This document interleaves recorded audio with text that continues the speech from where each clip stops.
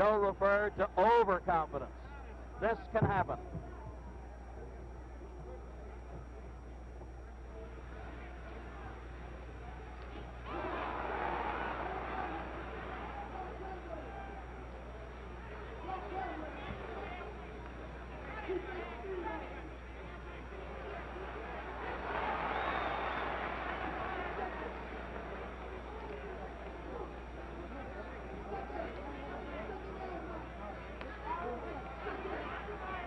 Sonny is actually not headhunting at this point. He's content to rip toward the body, trying to bring the guard down and then go upstairs.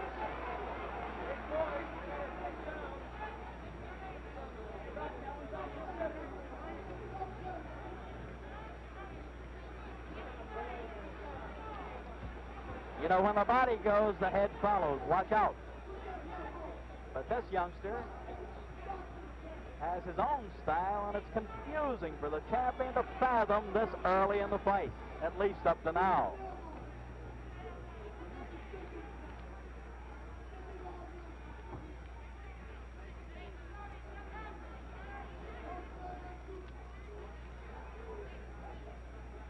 Halfway through the second round.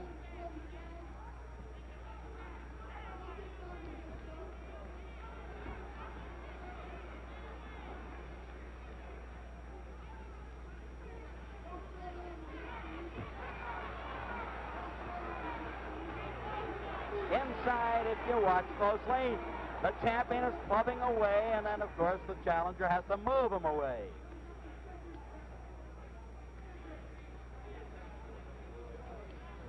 Less than 1 minute more in the second round.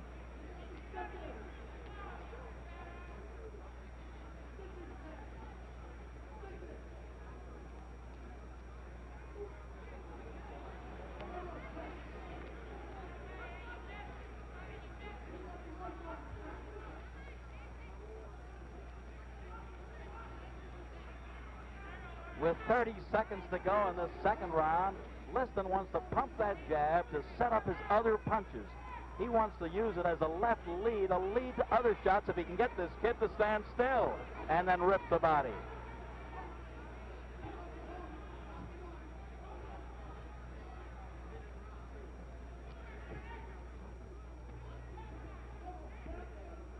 Ten seconds more in the second round.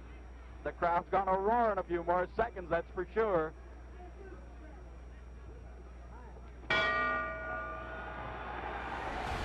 I'm Brian Kenny. Stay tuned for more of Clay Liston 1 here on Ringside Muhammad Ali. We'll be back with round 3 as Clay, the outrageous contender, backs up his boasts and puts on a boxing clinic that dazzles the crowd and Liston. Keep it right here on ESPN Classic. More of the Muhammad Ali Marathon. Ringside Muhammad Ali at Gleason's Gym. Back right after this.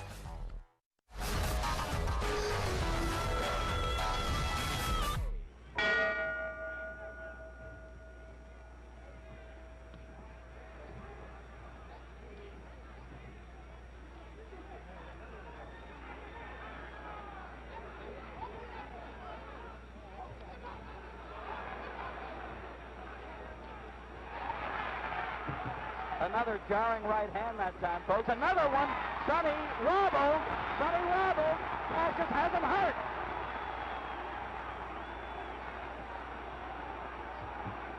Sonny is talking to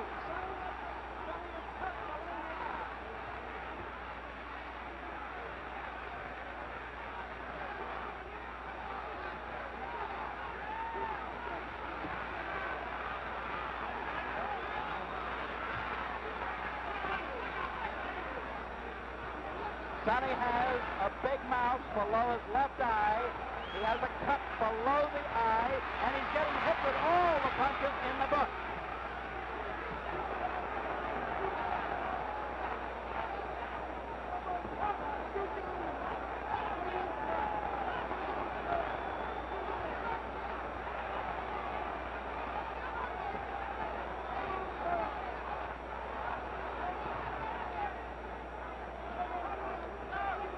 Folks, we're halfway through round 3.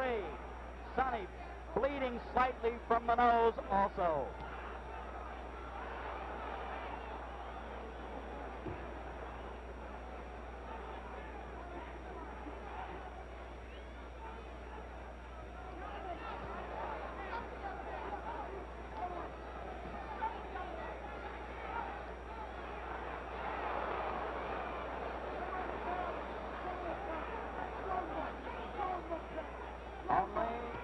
55 seconds remaining in round 3.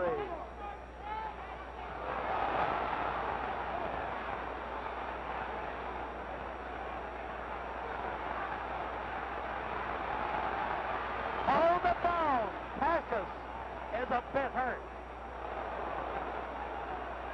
Sonny, still aggressive, very durable.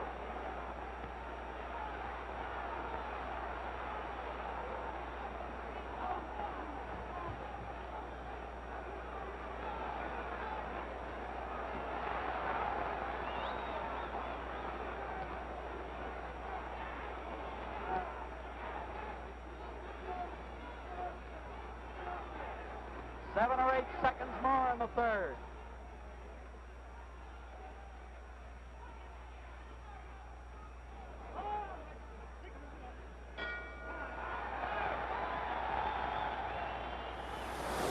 All right, so after 3 rounds, we're getting a pretty good idea, but both of you guys were there at that fight. Jerry, let me start with you. At what point did you start to think, hey, look, Clay is going to be the heavyweight champion? End of the third round. And I'll tell you why. I'm not pinning medals on myself. He was hitting him with combinations. He wasn't hitting with one punch, he was hitting with combinations. And Sonny had sort of lost his bearings for a few beeps. And that's what made that fight. Sonny went into that fight, like everybody else in America, saying, this guy's going to punch with a feather duster. He can't hurt me. He can't hit me. And he threw so many combinations in that round, I said he's going to win the fight. What do you think, Bert? I had an inkling as early as the second round, and the reason was I thought he was going to blow him out in 10 seconds, meaning Liston. When he came to his corner at the end of the first round, Clay, it was a revelation. Remember, Liston in his last 3 fights, and he only had 3 rounds in 3 years. Albert Westphal, who is better known as Albert Muskfall, and Patterson. I thought he has a great chance of winning because Liston can't hit him. He's reaching. That left jab, which could knock down, as Jerry says, Barnes, wasn't anywhere near him. He couldn't get a cab and get to him. I said he had a hell of a chance. I mean, that's one of my questions. In that, for all the things about Liston, you know, feared Ali or Clay because he was crazy and all this, but to me, it doesn't matter, Jerry. If the guy can't move his head and get out of the way, I mean, he couldn't get touched by Liston early in that fight. And he really, I think Liston was confused. How am I going to hit him? How am I going to hit him? Because he took it for granted that he would take him out early, as Bert says. And beyond that, when Ali started throwing combinations, that changed everything. I can't think of anybody who threw that many punches at Sonny that early. No, and hitting him. And even, I don't know if he staggered him, as the announcer says, but he certainly stopped him in his tracks. And that was a revelation. Right. He also did the worst thing that can never happen to a fighter. He made him think. and I think Liston helped think himself out. And also, he has cut Liston under the eye. Now, as Jerry and I were talking before, this has no effect on the fight, but psychologically. Yeah, the blood can run down here all night, doesn't mean a thing. If it's here, you're in trouble. But psychologically, the guy was cut, the guy was peppered with punches, and the guy couldn't, as fighters say, he couldn't get off. And I'm not sure he wasn't tired, because I don't think he took him seriously and trained hard. I agree with that entirely. And he couldn't hit him. I mean, that's the bottom line. You're going to get exhausted. You can't touch the guy. Miss a guy's going to hurt. Miss a guy's going to hurt you more than hitting him. All right. I mean, he couldn't get a taxi cab to get to him. But the fight would continue, and it would get crazy, and Cassius Clay would be tested like never before. We're going to pick that up. We'll be back here at Gleason's Gym. This is Ringside on ESPN Classic.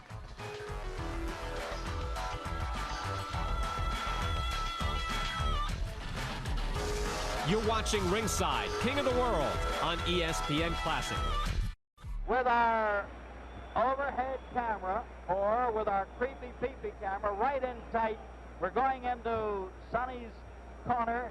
Joe, I don't know whether you can see it. Look closely, look hard. They're working on the cut below the left eye. It's very difficult to get a shot, but what do you think Sonny's condition, as Joe Polino works on the cut, would be right now? Well, Steve, that round looked bad for Sonny, especially when he was putting all that flurries on Sonny, but I think the last minute of the round, I think Sonny looked pretty good. One pointed question with regard to the other fella called Cassius Clay. Now that we get set for round 4, do you think Cassius tired a bit, or what happened a bit toward that last minute of the round? That's hard to say. That's hard to say. But Sonny did. But Clay did talk to Sonny.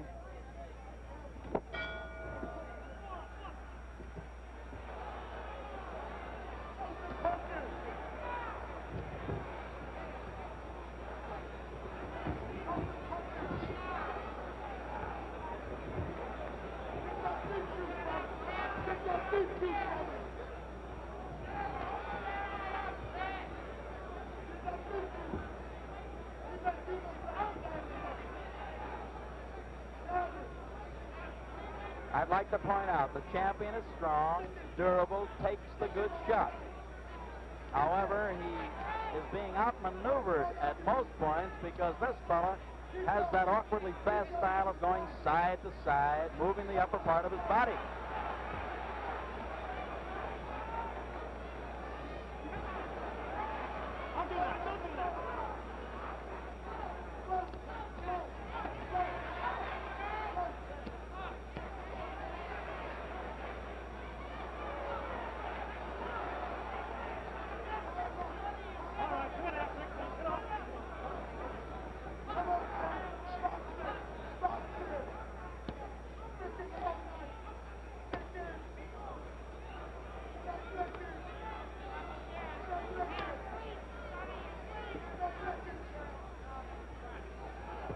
Minute 25 seconds to go in the fourth round.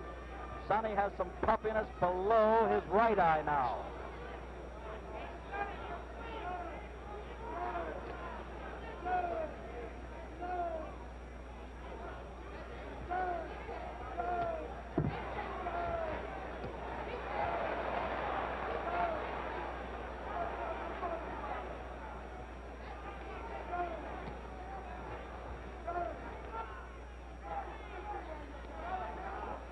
Less than a minute to go in this fourth round. Ooh! The Liston hook started out as a jab, turned it short to a good hook.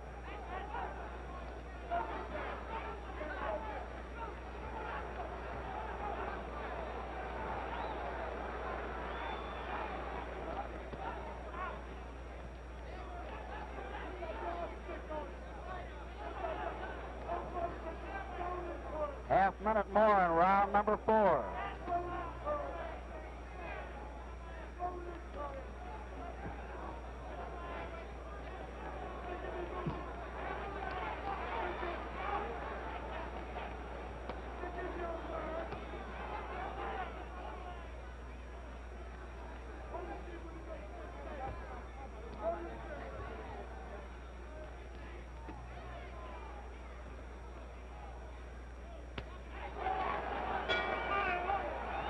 We've had 4 fast rounds. All right, so Cassius Clay in trouble, blinded by something, having trouble with his eyes. Jerry, from your vantage point, what did you see? Yeah, I didn't realize. Much later, Joe Polino, the cut man, told me, he told several people years and years later, that that was Moncel, which is a coagulant to stop bleeding, was put on Sonny's gloves. And as the round went on, as he hit him, it got near the eye area, and that could blind you, really. So it was a legitimate complaint, but looking at it, I said, what the hell is he doing now? You had no idea. Right. All you knew there was commotion going on. Point of fact, 2 other fighters in earlier Liston fights, Zora Foley and Eddie Machen, had complained of burning eyes, too. Well, it was the same corner all along, Willie Reddish and Joe Polino. And the other thing about that, which I thought was fascinating, was that the Muslims, the Nation of Islam guys at ringside, accused Angelo, when Angelo was wiping his face, of throwing the fight, of having Moncel or something in the sponge, and he was putting it in Ali's eye. But you could see him wiping his eyes. To prove it, and to prove it that he didn't, he turned around and he took the sponge and he put it in his eye here and here and said, look, guys, it ain't me. Also, what you had was Clay is holding out his hand saying, take the gloves off, take the gloves off. Because his eyes are burning, you want to get your hands to your eyes. No, he didn't want to fight. Well, he didn't know the extent. all he knew was his eyes were on fire. I mean, only he wasn't quitting. I mean, he wasn't a quitter. It's just that he didn't know what was wrong. He said, "Cut the gloves." He off. at one point got up to go to the referee, Angelo Dundee. Again, now pulls him back because at that point a referee could come over, especially given the whole circumstances. Could have just said, "This is over." The referee, Barney Felix, had already come to the corner and said everything okay. Right. He has now retreated back to his position. Dundee has kind of brushed him off. Yeah, right. yeah. Well, Dundee has sort of shoved him out. That's what good trainers and seconds do. They get between the doctor and the fighter. Yeah, and all he got for his efforts was a shoulder in his face. Yeah. He's trying to peer over it. And here is Clay.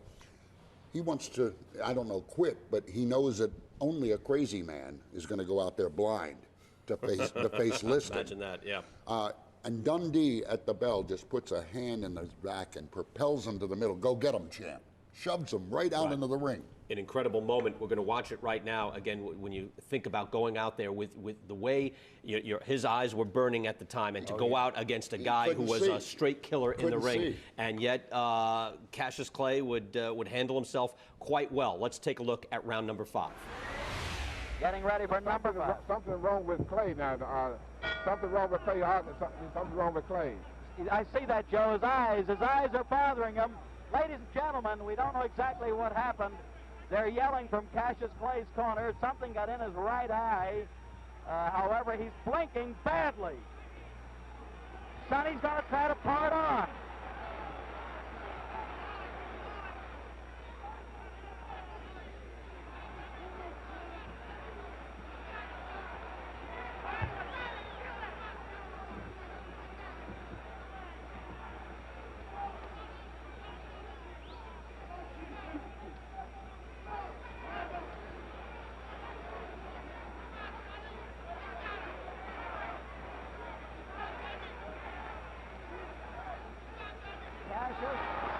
Still having some problems with his eyes. He's blinking and he's bouncing away continually.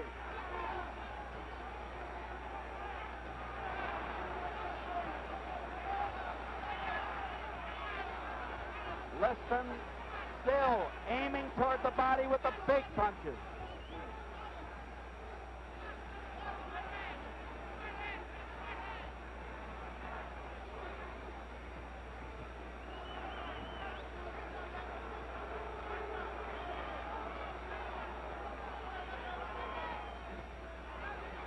Minute 30 seconds to go in the 5th.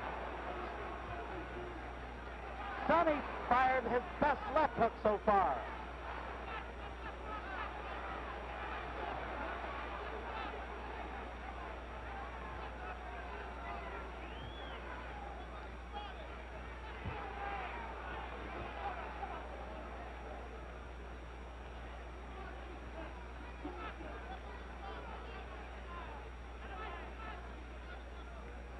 One minute to go, number 5.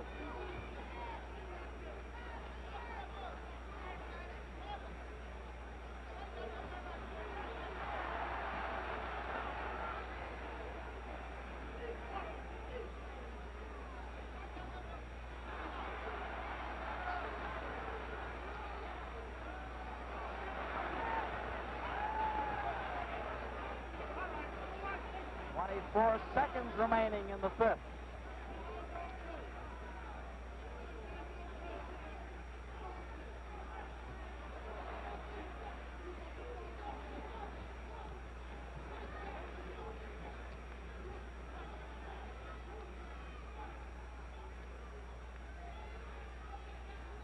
Only 10 seconds remaining as Sonny's still moving in. Cassius still bouncing punches away, blocking them.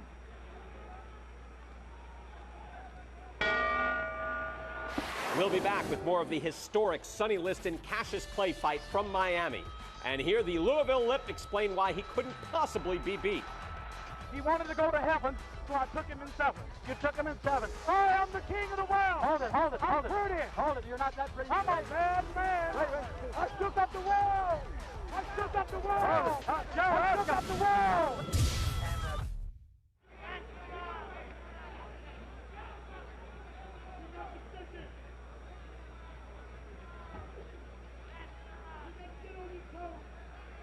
In round 6, we note that Sonny Flat-footed stance most of the time. Easy target. Easy.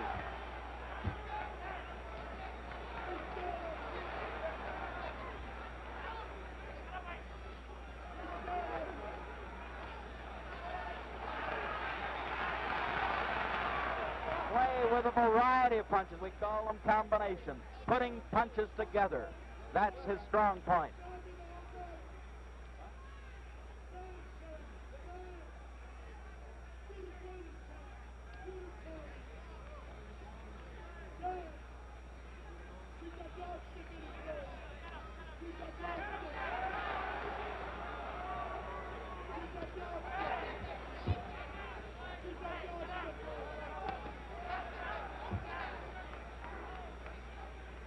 We're in the middle of round number 6.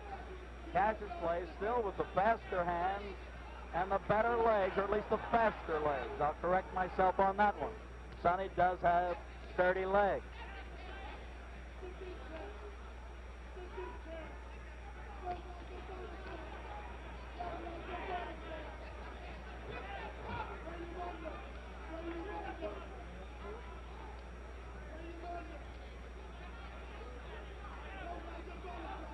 With slightly less than a minute more in the 6th round, the champion has slowed down a bit. The tempo has slowed in the fight.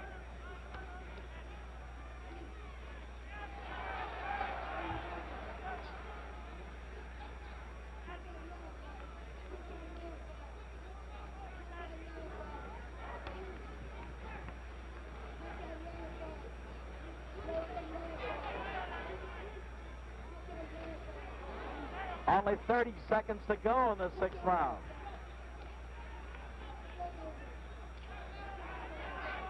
Sonny can't seem to slip or knock down that jab effectively. Cassius throws it from all angles. Very tricky left lead, left jab. Seconds remaining in the 6th.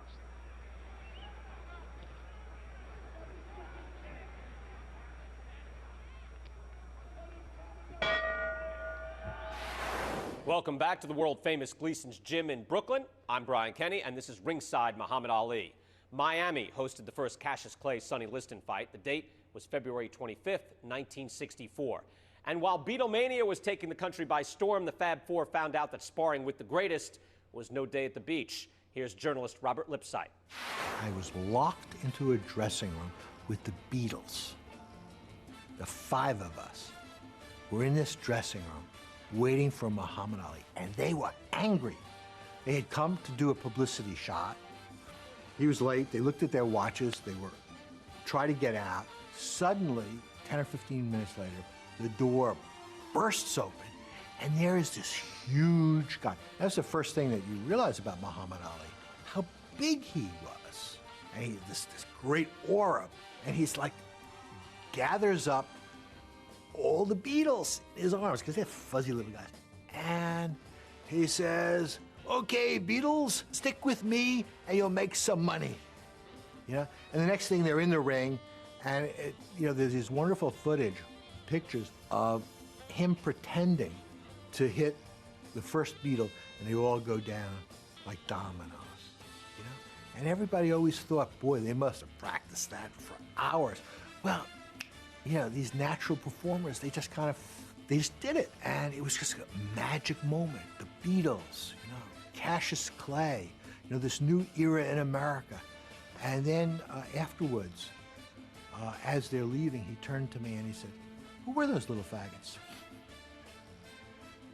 He didn't know.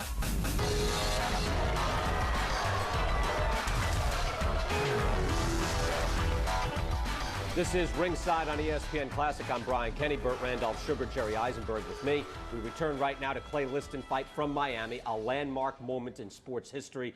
The unthinkable happens as Liston quits between rounds. The world would never be quite the same again. Looking in toward the champion's corner, he's still standing up. They're going to make him sit down. What do you think is going on in Sonny's mind at this point? Well, I think Sonny now is beginning to worry now. At least his corners beginning to worry now, because I think that they feel now that Clay have all the confidence he needs and go on to defeat Sonny. So I think that the corner now beginning to worry a little bit now. Now they're working, as we note, with our camera shots in there, below the left eye. They've already worked below the right eye. There you see them. Joe Polino trying to keep that cut closed. Do you feel as though Sonny being busted up a little bit, puffed up a little bit around the face, will this make a difference in Liston's thinking? Well, they have to make a difference because Liston, I think he don't see too well out both his eyes now because they're pretty well puffed out. And I think Clay got all the comfort he needs now. So I think that he can't him go on winning now. They might be stopping it. That might be all, ladies and gentlemen. Get up there, Joe. Get up there. Get up in the ring.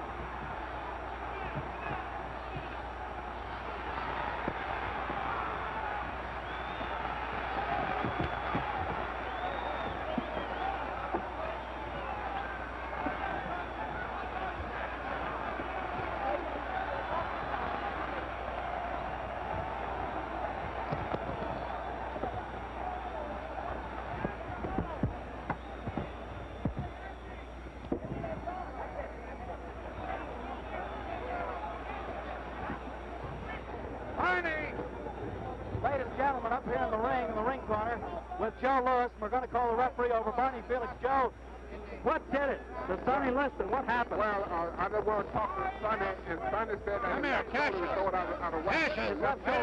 Do us a favor now. You're our ace reporter. Get over and see if we can't get Sonny over here. Get him over if you can, Jeff. I just talked to Sonny. He said that the doctor won't let him come over. Well, try to get him. Try to get him if you can. Meanwhile, Barney Felix, the referee.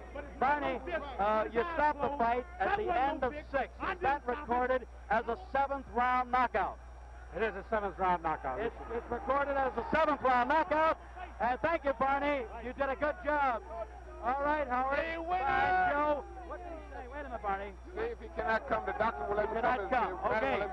Okay, get Cassius free. Wait. Whoa. Hold it. He's yelling behind us. Cassius Clay, wait a minute. Come here, champ. I'm the greatest thing that ever lived. Now, wait a minute. Now, hold it. Move over, Joe. Joe, get on the side. Hold it. Bedlam breaking out. Bedlam busting out So here. great, I don't have a mark on my face. Yeah. And I upset Sonny Liston, and I just turned 22 years old. I must be the greatest. I told the world, I talk to God every day. If God's with me, can't nobody be against me. Sonny, I shook up the world. I know God. I know the real God. Cassius, wait a minute, Cassius. Let me ask you this now. You told me when you visited in Los Angeles you could do it in 8. Well, you thought Sonny and figured Sonny was great. How come you did it in 6 or 7? You did it in 7. I had him going in 8. I was getting ready to take him in the 8th, as you can see. But the man stopped it just to keep from making me look so great. I see. Now, give us that poetry on number 7. He wanted to go to heaven, so I took him in 7. You took him in 7. I am the king of the world. Hold it. I'm pretty. Hold it. You're not that pretty. I'm a bad man. Wait. I shook up the world. I shook up the world. Joe, I shook up the world. Wait a minute, Cash. Wait a minute. You must listen to me. Now listen to me. I am the devil. All right, hold it. Ladies and gentlemen, I must tell you I this. can't be beat. Joe, wait, hold it.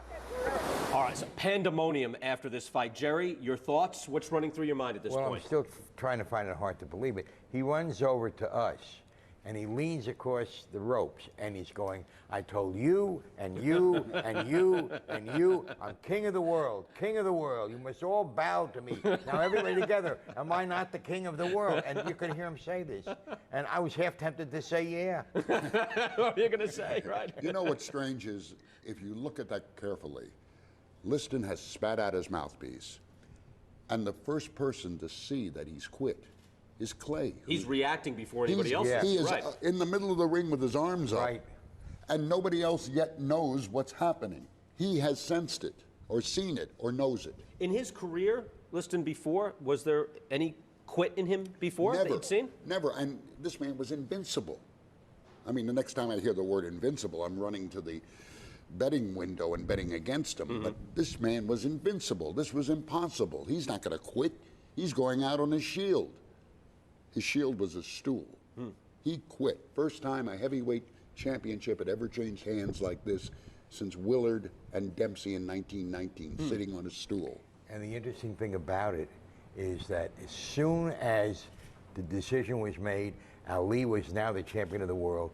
Now the critics came forth with, well, we really don't know how old he was. We really don't know how many fights he had. Right. He really got old in the ring. He got, there was still a total disbelief in Ali. And you had no idea what was happening. Here was Liston offering up excuses too. Oh, yeah. What was the reaction to Shoulder. Liston at that point? Was he viewed as a quitter, or what were people saying about Liston at that point? He came up with this thing which was transmitted to us through shoulder. Jack Nilan, the manager. His shoulder, he had torn his shoulder and blah, blah, blah, blah. And everybody looked at everybody else. The next day they brought x-rays to the press conference. And I remember saying to the guy next to me, I wonder whose shoulder that is. Yes. You had no idea. How was Clay viewed at that point? Again, Jerry, in just about the old guard now having to come to terms with this guy. They were very upset about it, I will say. And I don't know whether I was an old guard or new guard, but I thought it was great. But they were very upset about it. And then they didn't have time to digest that, because the next morning, he comes in with the press conference that rocks the world. My name is Cassius X. He goes through all this, and then he goes into the speech, and I remember the red ants stay with the red ants, the black ants stay with the black ants, rutabagas stay with rutabagas or whatever. And you were taking notes. Yeah. And suddenly, my reaction to it was, because I didn't believe the Nation of Islam at that point was more than a cult. I said, they got the name for the stationery. And it really was a shock to everyone. I'm not sure that it was just the fight, as Jerry said. It was the name change and everything. But you heard a lot of rumbling and mumbling about this new guy, and he's a mouth, and he can't fight, and as you say, there were all kinds of excuses trotted out. Everybody had an excuse. 3 rounds in 3 years, shoulder now, they've thrown the shoulder in, cuts, he had cuts. Right. Revisionist history. And afterwards, many revisionist historians out there. And afterwards, Bert. Yes. it was the Muslims threatened his family. It's afterwards, all kinds of things like that, which just didn't make any sense. And he just was sitting there on. I don't think Liston was that smart to think all this up. It was the writers excusing their pick. Oh yeah, absolutely. Yeah, that's Good definitely point. what it was. Well, I don't know if were you new guard or old guard? You're old guard now. You're new guard at the time, right? Weren't you? I was barely on guard. You always have something. All right, more on the aftermath of the first fight, and we'll get ready for the rematch. We're back after this, ringside at Gleason's Gym. In the 5th round, he had Lindemann in his head, he had Lindemann in his gloves, and I couldn't do nothing but hold him and drop. I hold him, you said, my eyes were burning. Why? We thought that maybe Ange or one of your cornermen put some stuff on the towel by mistake. The man's trainers are dirty. He had blood. He had Lindemann. Lindemann in his head. Did he stick you with his thumb? Is that what you're trying to say? My whole face is burned.